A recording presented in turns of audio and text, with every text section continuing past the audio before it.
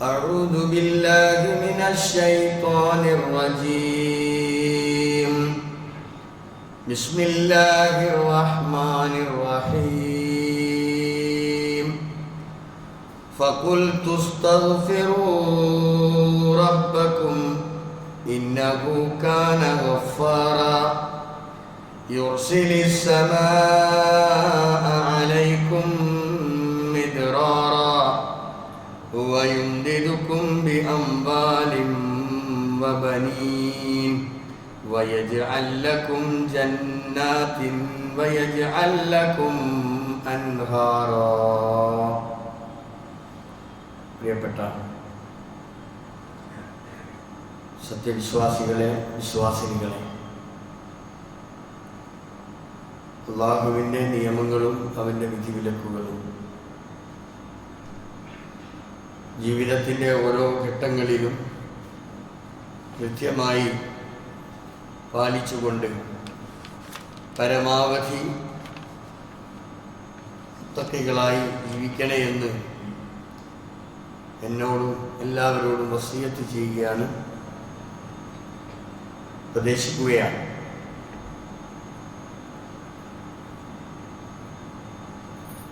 കേരളം കടുത്ത വരൾച്ചയിലാണ്. ശക്തമായ ഉഷ്ണ തരംഗം റിപ്പോർട്ട് ചെയ്യപ്പെട്ടുകൊണ്ടിരിക്കുകയാണ്. അതുകൊണ്ട് തന്നെ കരുതൽ, ശ്രദ്ധിക്കൽ ഏതൊരാളുടെയും ബാധ്യതയാണ് എന്നത് പ്രത്യേകം ഉണർത്തേണ്ടതില്ലല്ലോ. ശക്തമായ ചൂടിൻ്റെ അല്ലെങ്കിൽ ഈ അത്യുഷ്ണത്തിൻ്റെ പേരിൽ പലയിടത്തും അത് ബാധിച്ചവരുണ്ട്. മരണത്തിന് കീഴടങ്ങിയിട്ടുള്ള കുട്ടികളടക്കം അതിന് വശംവദരായിട്ടുള്ള ആളുകൾ ഉണ്ട് എന്നത് റിപ്പോർട്ടുകൾ സൂചിപ്പിക്കുന്നുണ്ട്. വെള്ളത്തിൻ്റെ ക്ഷാമം അത് വർദ്ധിച്ചുകൊണ്ടിരിക്കുകയാണ്. ഉറവകൾ വറ്റിക്കൊണ്ടിരിക്കുന്നു. അതുകൊണ്ട് തന്നെ എല്ലാവരും ആശങ്കയിലാണ്. ഇനി എന്ത് സംഭവിക്കും? പ്രായം ചെന്ന ആളുകളൊക്കെ പറയുന്നത്, ഞങ്ങളുടെ ഈ ആയുഷ്കാലത്ത് ഇങ്ങനെയൊന്ന് ഞങ്ങളാരും അനുഭവിച്ചിട്ടില്ല. അത്രമാത്രം ഭീതിപ്പെടുത്തുന്ന, പേടിപ്പെടുത്തുന്ന സംഭവങ്ങളാണ് ഓരോ ദിവസവും നമ്മളൊക്കെ കേട്ടുകൊണ്ടിരിക്കുന്നത് എന്ന് മനസ്സിലാവുകയാണ്. ഈ റെഡ് അലർട്ടും യെല്ലോ അലർട്ടും ഒക്കെ രേഖപ്പെടുത്തിയിട്ടുണ്ട്. പ്രത്യേകം ശ്രദ്ധിക്കാൻ വേണ്ടി എല്ലാവിധത്തിലുമുള്ള നിർദ്ദേശങ്ങളൊക്കെ നമുക്ക് ലഭിക്കുകയും ചെയ്യുന്നുണ്ട്. പുറകിലുള്ള ആളുകളൊന്ന് മുന്നോട്ട് കയറിയിരിക്കുക, സൊഫ് ലൈനായിട്ടിരിക്കുക. ഖുതുബ നടന്നുകൊണ്ടിരിക്കുമ്പോൾ സംസാരിക്കാൻ പാടില്ല. കുട്ടികൾ പ്രത്യേകം ശ്രദ്ധിക്കണം, ആരും സംസാരിക്കരുത് എന്ന് പ്രത്യേകം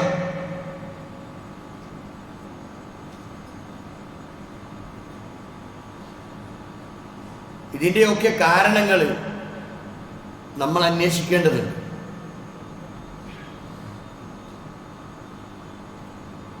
ഒരു ഇസ്ലാമിക സമൂഹത്തിൽ ജീവിക്കുമ്പോൾ ഇത്തരത്തിലുള്ള സംഭവങ്ങൾ റിപ്പോർട്ട് ചെയ്യുമ്പോൾ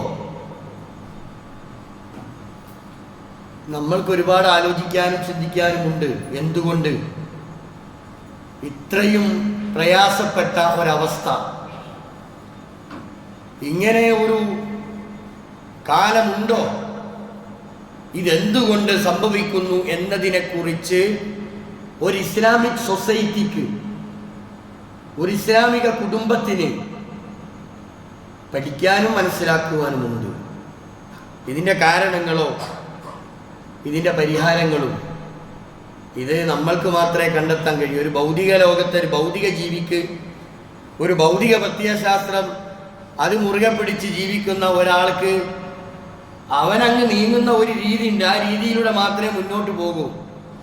അതിൻ്റെ ഒരു മറുപക്ഷം അതിനെക്കുറിച്ച് ചിന്തിക്കാൻ അത്തരം ആളുകൾക്ക് സാധ്യമാവുകയില്ല. ഇവിടെ ഒരു ഇസ്ലാമിക പഠനം എന്ന നിലയിൽ അല്ലെങ്കിൽ ഇസ്ലാമികമായി ഈ നടക്കുന്ന അല്ലെങ്കിൽ ഇപ്പോൾ അനുഭവിച്ചു കൊണ്ടിരിക്കുന്ന ഈ പ്രശ്നങ്ങളെക്കുറിച്ചൊക്കെ നമ്മൾ വിലയിരുത്തുമ്പോൾ അത് ഒന്ന് ഭൗതിക തലത്തിലൂടെ അതിനെ വിലയിരുത്തപ്പെടാം. പരിശുദ്ധ ഖുർആൻ ഒരായത്ത് നമ്മെ ബോധ്യപ്പെടുത്തുന്നുണ്ട്.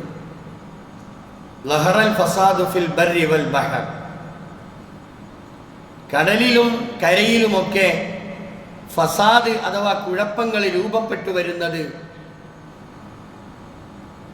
ബിമാ കസബത്ത് ഐദിന്നാസ്,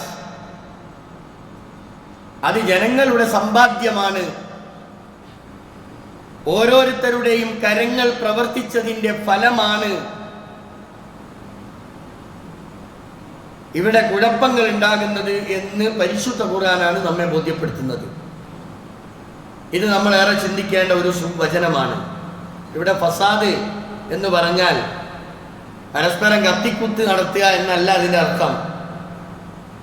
ഫസാദ് എന്നതിന് മുഫസ്സിറുകൾ അർത്ഥം നൽകിയിട്ടുള്ളത്, അതിൻ്റെ വ്യാഖ്യാനം നൽകിയിട്ടുള്ളത് ക്രമം തെറ്റി ജീവിക്കുക എന്നാണ്.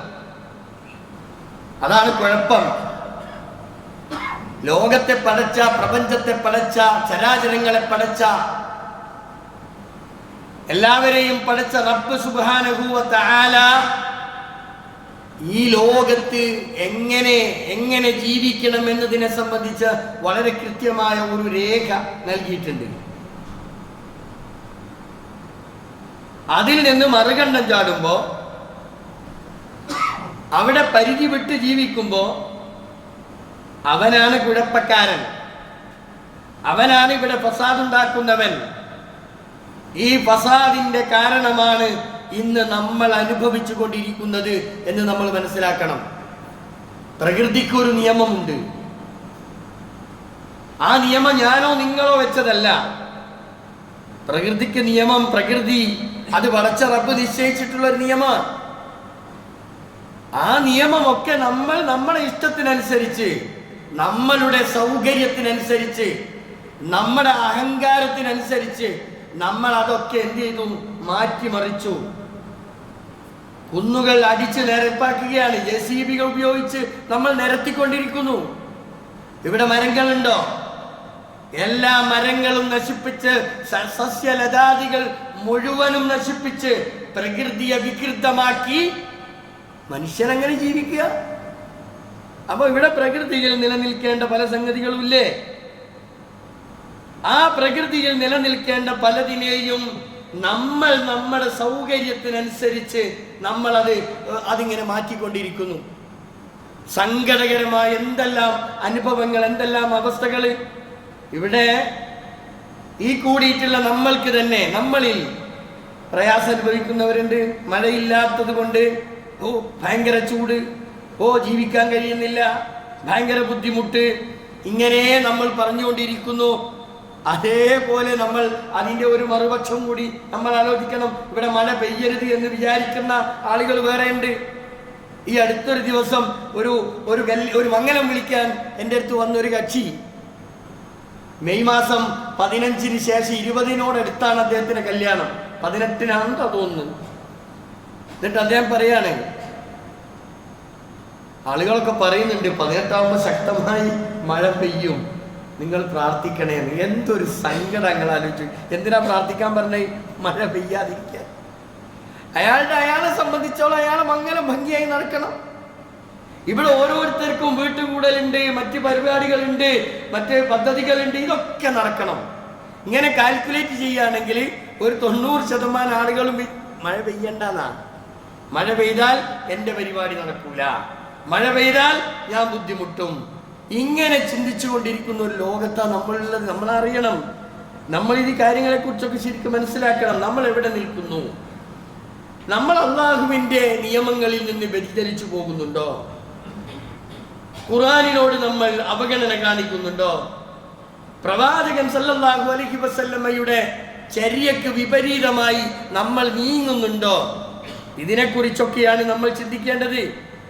അപ്പൊ ഇവിടെ പരിശുദ്ധ ഖുർആൻ വളരെ കൃത്യമായ ഒരു കാര്യം നമ്മെ ബോധ്യപ്പെടുത്തുന്നത്, ഈ രാജ്യത്ത് എന്നല്ല ഏതും ലോകത്ത് എവിടെയും ഇവിടെ മഴ ശക്തമായി മഴയ്ക്ക് വേണ്ടി നമ്മൾ മനസ്സുരുകി പ്രാർത്ഥിക്കുമ്പോ വിദേശങ്ങളിൽ അതിശക്തമായ മഴ പെയ്ത് വമ്പിച്ച നാശനഷ്ടങ്ങൾ ഉണ്ടായി. വണ്ടികളും മറ്റും ബിൽഡിങ്ങുകളടക്കം ഒലിച്ചുപോയ സംഭവങ്ങൾ കഴിഞ്ഞ ദിവസങ്ങളിൽ ഒക്കെ ഉണ്ടായതാണ്. നിങ്ങൾ അറിയണം, ഇതാണ് ലോകത്തിന്റെ ക്രമം. അപ്പൊ ഇങ്ങനെ ഓരോ പ്രദേശത്തും ഓരോ സംഗതി, ഓരോ സ്ഥലത്തും ഓരോ വിധത്തിലുള്ള പ്രശ്നങ്ങളെ അഭിമുഖീകരിക്കുമ്പോൾ ഒരു മുസ്ലിം എന്ന നിലയിൽ അവൻ പഠിക്കേണ്ടതും അവൻ മനസ്സിലാക്കേണ്ടതുമായ ഒരുപാട് സംഭവങ്ങളുണ്ട്. അതിനു വേണ്ടിയ പരിശുദ്ധ ഖുർആനിൽ ഈ സൂക്തം നമ്മെ ബോധ്യപ്പെടുത്തുന്നത്. ഇവിടെ കുഴപ്പങ്ങൾ ഉണ്ടാകുന്നത് ഇത് നമ്മളാണ് ഇതിന്റെ പ്രധാന കാരണം. അത് നമ്മൾ എന്താ മനസ്സിലാക്കാത്തത്? മനുഷ്യന്റെ കരങ്ങൾ, കൈകൾ അത് ഇടപെടേണ്ട മേഖലകളിൽ ഇടപെടേണ്ട രൂപത്തിൽ ഇടപെടാതെ ക്രമം തെറ്റി ഇടപെടുകയും വക്രമായി ചിന്തിക്കുകയും ചെയ്യുന്നത് കൊണ്ടാണ് ഇവിടെ കുഴപ്പങ്ങൾ ഉണ്ടാകുന്നത് എന്ന് പരിശുദ്ധ ഖുർആൻ വളരെ കൃത്യമായി പറയുന്നു. തിൽക ഹുദൂദുല്ലാഹ്, എല്ലാറ്റിനും അല്ലാഹു തആല പരിധി നിശ്ചയിച്ചിട്ടുണ്ട്, എല്ലാ വിഷയത്തിലും. എന്നിട്ട് അല്ലാഹ് പറയുന്നു, വമൻ യതഅദ്ദ ഹുദൂദല്ലാഹി, അല്ലാഹു നിശ്ചയിച്ചിട്ടുള്ള പരിധികളെ, പരിമിതികളെ അവഗണിക്കുകയോ അതല്ലെങ്കിൽ ക്രമം തെറ്റി അതിരു വിട്ട് പ്രവർത്തിക്കുകയോ ചെയ്യുന്നുവെങ്കിൽ അവൻ അവനോട് തന്നെ അക്രമം പ്രവർത്തിച്ചിരിക്കുന്നു. ഇത് ഖുർആനാണ് പറയുന്നത്. അപ്പൊ ഇനി നമ്മൾ ചിന്തിക്കേണ്ടത്, നമ്മൾ ചെയ്യുന്ന തെറ്റിനുള്ള ശിക്ഷയാണ് നമ്മൾ ഈ അനുഭവിക്കുന്നത്. അത് ഏത് രൂപത്തിലാണെന്ന് പറയാൻ കഴിയില്ല. അള്ളാഹുവിന്റെ പരീക്ഷണം എന്ന് പറയുന്നത് അങ്ങനെയാ. അള്ളാഹു പരീക്ഷണത്തെ കുറിച്ച് അവന്റെ വേദഗ്രന്ഥത്തിൽ നമ്മെ ബോധ്യപ്പെടുത്തിയത് ഇങ്ങനെയാ: വനബ്ലുവക്കും, നാം നിങ്ങളെ പരീക്ഷിക്കും, ബിശ്ശർരി, ശർറ് കൊണ്ട്, വൽ ഖൈരി, ഖൈറ് കൊണ്ടും, ഫിത്ന, അത് നിങ്ങൾക്ക് നാശമായോ പരീക്ഷണമായോ നിങ്ങൾക്കത് അനുഭവിക്കേണ്ടി വരും. നാം നിങ്ങളെ പരീക്ഷിച്ചുകൊണ്ടേയിരിക്കും. ഇത് അള്ളാഹു പറയുന്നത്.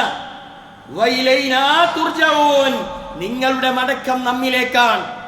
അതുകൊണ്ട് ഭൂമിയിൽ ജീവിക്കുമ്പോ ഈ ലോകത്തെ സൃഷ്ടിച്ച ഒരു നാഥനുണ്ട് എന്നും ഈ ലോകത്തെ നിയന്ത്രിക്കുന്നത് ഈ ലോകത്തെ സൃഷ്ടിച്ച പടച്ച റബ്ബാണ് എന്നുമുള്ള ഒരു ചിന്ത നമ്മൾ രൂപപ്പെടുത്തിയതിന് പകരം ഏതെങ്കിലും വ്യക്തിയാണ് ലോകം നിയന്ത്രിക്കുന്നത് എന്ന് വിശ്വസിക്കുന്ന മുദബ്ബിറുൽ ആലം, അത് ഞാനാണ് അല്ലെങ്കിൽ ഇന്നവനാണ് എന്ന് പറയുന്നിടത്തേക്ക് നമ്മൾ മാറിപ്പോകുമ്പോ എങ്ങനെയാണ് അള്ളാഹുവിന്റെ പരീക്ഷണം നമ്മൾക്കില്ലാതെ പോവുക? തീർച്ചയായും നമ്മൾ പരീക്ഷിക്കപ്പെടും. ഇവിടെയുള്ള മഹാഭൂരിപക്ഷവും ഈ ലോകത്തെ നിയന്ത്രിക്കുന്നത് അല്ലാഹുവല്ല, അതേതെങ്കിലും നമ്മുടെ നാട്ടിലറിയപ്പെട്ട ഏതെങ്കിലും ഒരു വ്യക്തിയാണ് എന്ന് വിശ്വസിക്കുന്ന ശിർക്കൻ വിശ്വാസങ്ങളിലൂടെ നമ്മൾ നടന്നു നീങ്ങുമ്പോ തീർച്ചയായും അല്ലാഹുവിന്റെ പരീക്ഷണം നമ്മൾക്കുണ്ടാകും. വബലൗനാഹും, അല്ലാഹു പറയാ, നാം അവരെ, അത്തരത്തിലുള്ള ആളുകളെ, അല്ലാഹുവിന്റെ അവകാശങ്ങളെ മറ്റുള്ളവർക്ക് വിഹിതം ചെയ്തു കൊടുത്ത് അത് വിശ്വസിപ്പിച്ച് നടക്കുന്ന ആളുകളെ നാം പരീക്ഷിക്കുക തന്നെ ചെയ്യും എന്ന് അല്ലാഹുവാണ് പരിശുദ്ധ ഖുർആനിലൂടെ നമ്മെ ബോധ്യപ്പെടുത്തുന്നത്. അതുകൊണ്ട് നമ്മൾ ഈ കാര്യത്തെക്കുറിച്ച് വളരെ കൃത്യമായി അറിയണം. അള്ളാഹുവിന്റെ പരീക്ഷണമാണ് നമ്മൾ ഈ അനുഭവിച്ചു കൊണ്ടിരിക്കുന്നത്. നമ്മളുടെ പ്രവർത്തന ഫലമായിട്ടാണ് നമ്മൾ ഈ ജാതി പ്രയാസങ്ങളും സങ്കീർണതകളുമെല്ലാം പ്രകൃതി സഞ്ചാരത്തിന് വിഘ്നം സൃഷ്ടിച്ചുകൊണ്ട് അള്ളാഹുവിന്റെ നിയമങ്ങൾ അംഗീകരിക്കാതെ താന്തോന്നികളായി ജീവിക്കുന്നത് കൊണ്ടാണ് ഈ ലോകത്ത് പ്രശ്നങ്ങൾ രൂപപ്പെട്ടു വരുന്നത് എന്ന് നമ്മൾ അറിയണം. ഇനി അത് ആത്മീയമായി നമ്മൾ ചിന്തിക്കുമ്പോൾ നമ്മൾക്ക് അങ്ങനെയാ തോന്നുക. എങ്ങനെ? അള്ളാന്റെ നിയമങ്ങൾ അംഗീകരിക്കാതെ മനുഷ്യൻ ജീവിക്കുന്നത് കൊണ്ടാണ് ഈ പ്രശ്നങ്ങളൊക്കെ ഉണ്ടായിക്കൊണ്ടിരിക്കുന്നത്.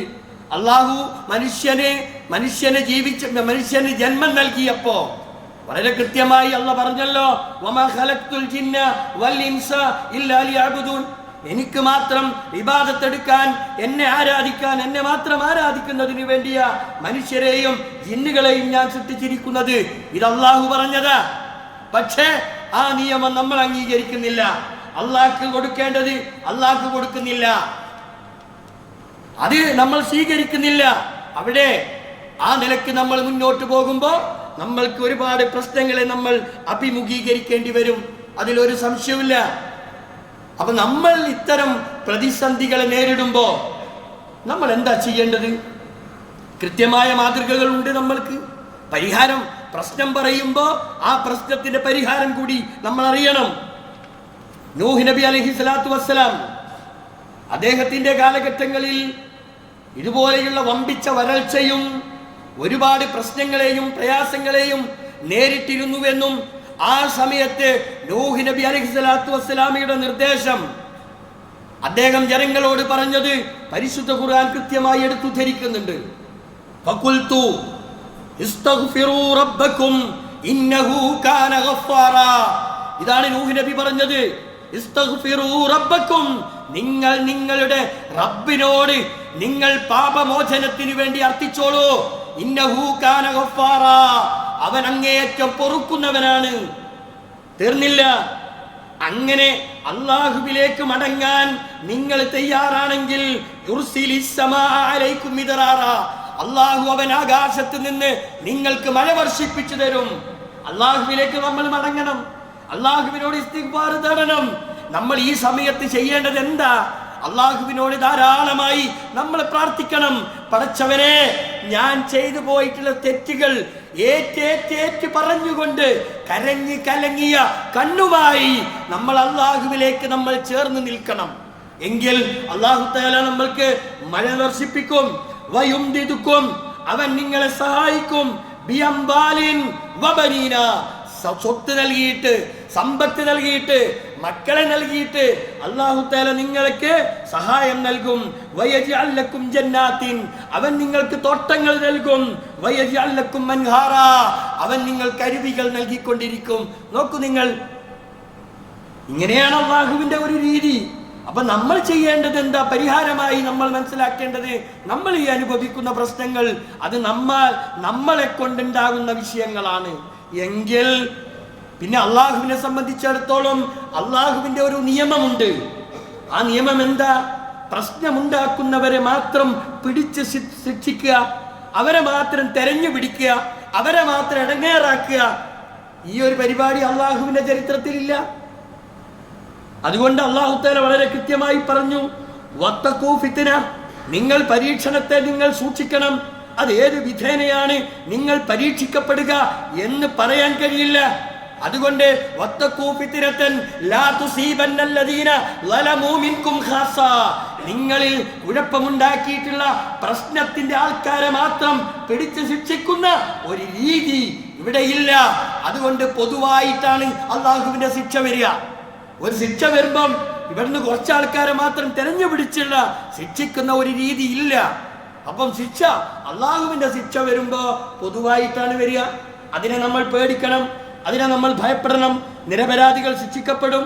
ഇതൊക്കെയാണ് ഈ വിഷയത്തിൽ അള്ളാഹുവിന്റെ രീതി. അത് ഖുർആൻ നമ്മൾക്ക് പറഞ്ഞു തന്നിട്ടുള്ളതാണ്. അതുകൊണ്ട് നമ്മൾ ഈ അനുഭവിക്കുന്ന ഈ പ്രശ്നങ്ങൾ ഏത് തരത്തിലുള്ളതാണെങ്കിലും അതിന് പരിഹാരം എന്താ? അള്ളാഹുവിനോട് പറയുക, അള്ളാഹുവിനോട് പറയുക. അള്ളാഹ് പറയുന്നു, എന്നോട് ചോദിക്കൂ, തുഴൂനി, നിങ്ങൾ എന്നോട് ചോദിക്കൂ, അസ്തജിബു ലക്കും, നിങ്ങൾക്ക് ഞാൻ ഉത്തരം ചെയ്യും. എത്ര പേരുണ്ട് ഇങ്ങനെ അള്ളാഹുവിനോട് ചോദിക്കുന്നവർ? നമ്മുടെ പ്രശ്നങ്ങൾ ചോദിക്കേണ്ടത് ആരോടാ? അള്ളാഹുവിനോട്. അതിന് ഉത്തരം അള്ളാഹു നൽകും എന്ന് വളരെ കൃത്യമായി അള്ളാഹു അവന്റെ വേദഗ്രന്ഥത്തിലൂടെ നമ്മെ ബോധ്യപ്പെടുത്തുകയാണ്. നബി സല്ലല്ലാഹു അലൈഹി വസല്ലം പറഞ്ഞ ഒരു കാര്യം നമ്മൾ ശ്രദ്ധിക്കണം.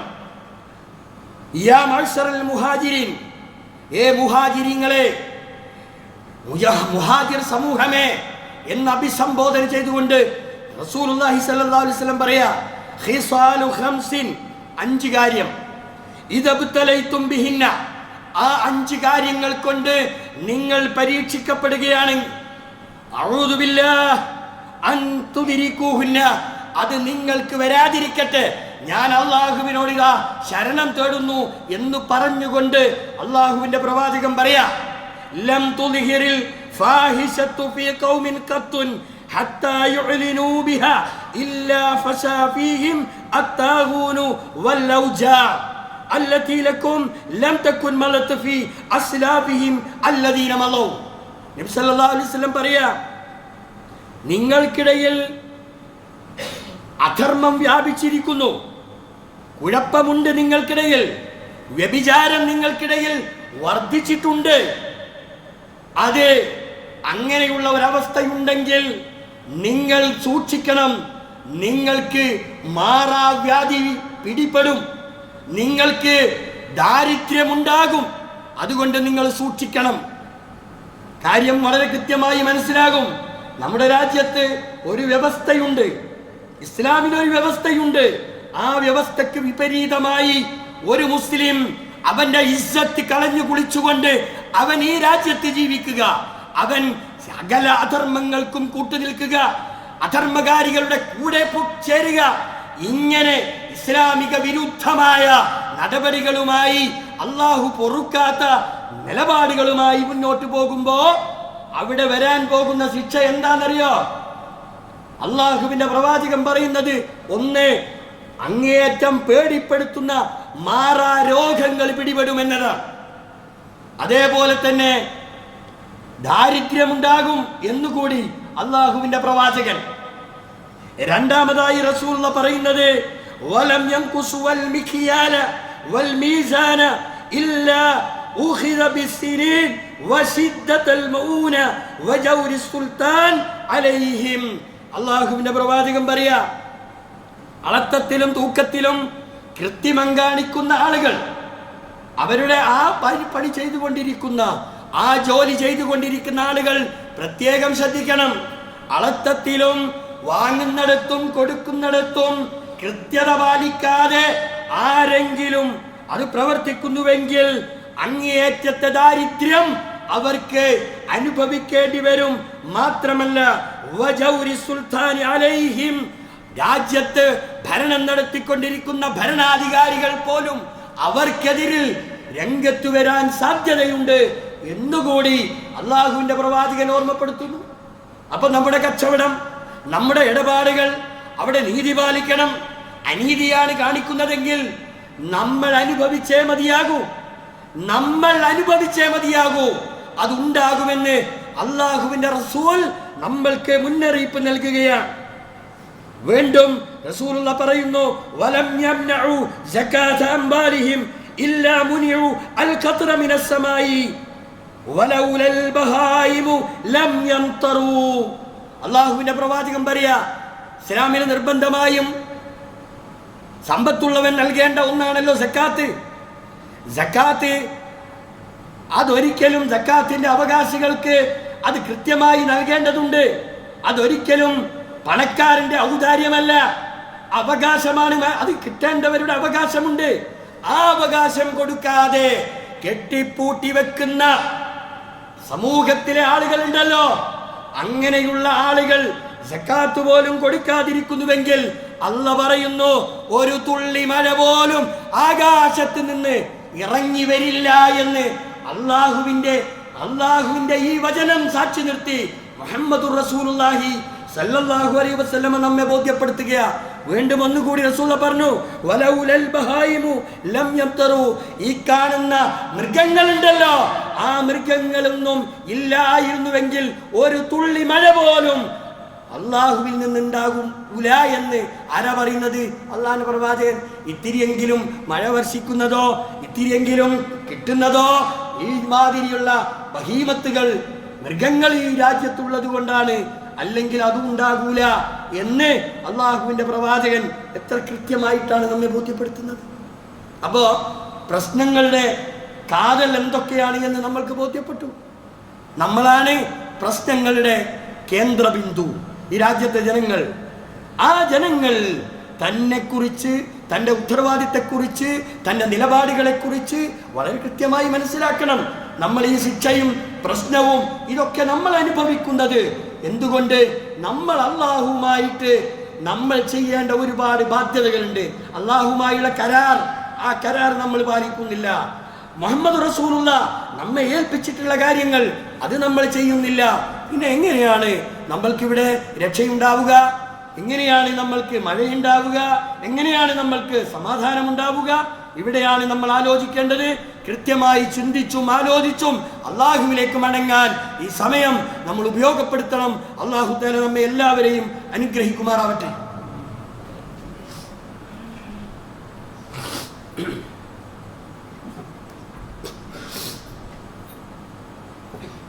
അൽഹംദുലില്ലാഹി റബ്ബിൽ ആലമീൻ വസല്ലല്ലാഹു അലാ നബിയിൽ കരീം വഅലാ ആലിഹി വസഹ്ബിഹി അജ്മഈൻ. അയ്യുഹൽ ഇഖ്വാൻ വൽ അഖവാത്ത് ഉസീകും വഇയ്യായ സാനിയം ബിത്തഖ്വല്ലാഹ്. പ്രിയപ്പെട്ട സഹോദരങ്ങളെ, അല്ലാഹുവിനെ സൂക്ഷിച്ച് തഖ്വയുള്ളവരായി ജീവിക്കണേ എന്ന് വസിയത്ത് ചെയ്യുകയാണ്.